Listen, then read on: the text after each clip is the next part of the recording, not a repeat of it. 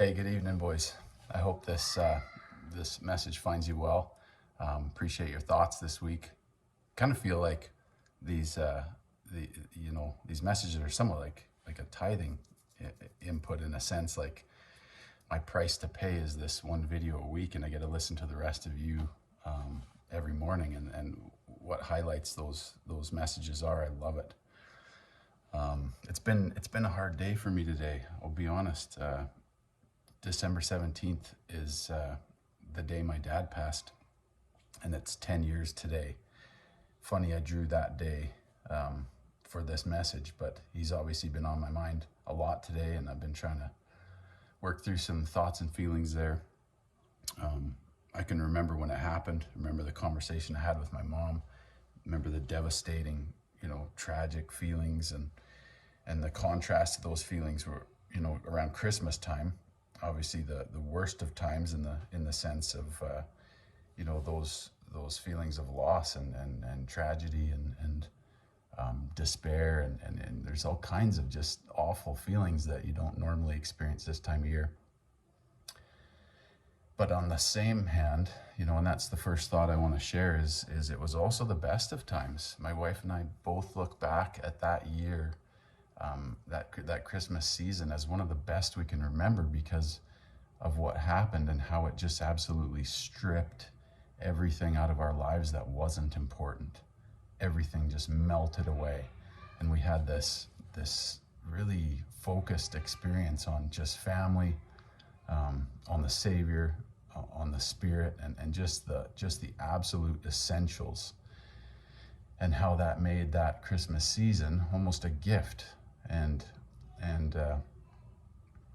so I guess my first thought is to encourage each of us in our own ways to strip out the things that aren't important and the things that aren't necessary, and to focus more on the season and the essentialness of Christ and the spirit of giving and others and all the good positive things that come with this time of year.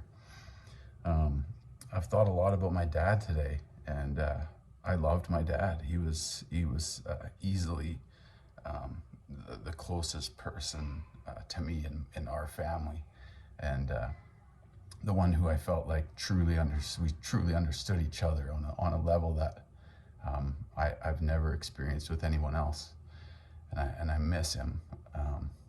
But I was thinking about today what he would think about this group of Mate boys, and some of his thoughts. I might attempt to just share some things he would have said potentially. You see, he was very old-fashioned. He would often say he was born 100 years too late. That in his day men had lost their way, and him being such a man of principle and a man of his word, man of ethic, hard work, earn your keep, those kind of things. And a handshake is as good as any kind of like written legal contract. And I can only imagine what he would say about our world today. Actually, I know exactly what he'd say, and I wouldn't be able to repeat it on this video. But he would want us to be men of our word. He would want us to be men who could be trusted, and powerful principles, simple stuff, but lost in a large way, in a big way in our world today. He would have wanted us to walk the walk and not just talk the talk, practice what we preach. There's few things he couldn't stand more than a big talker or a bragger. I can remember coming home from a funeral one day, and he was just so upset and wouldn't say anything, and finally got it out of him. He just couldn't stand the way the kids of the man who had passed got up to give the eulogy, and the whole time they kind of just talked about themselves. And he was just so mad that they would have the attitude to get up there and think that was the time and place to talk about themselves and not have respect and remembrance for the one who had passed.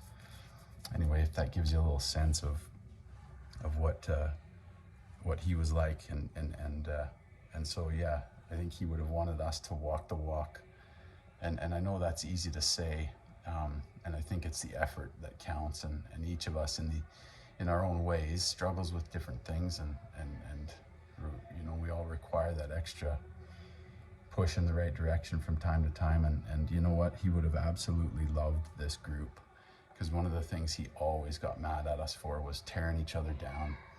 He said, he would always say, the world is hard enough on man, and we don't need to be tearing each other down. You know, he would have loved that this group was about building each other up, strengthening each other, inspiring each other to be better, and to improve, and to strive to be men, and something of value. He was always one to think about life, and you know, one of the other things he would often say was, man learns as man goes, and we just, yeah, it's just part of experiencing life and the plan of salvation.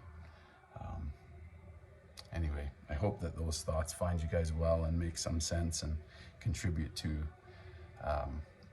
this day, and a little bit of remembrance of him, and who he was, and how he would want us to be men, and to move forward, and to live the best lives that we can, and to inspire each other. And I love you boys, and I hope this finds you well.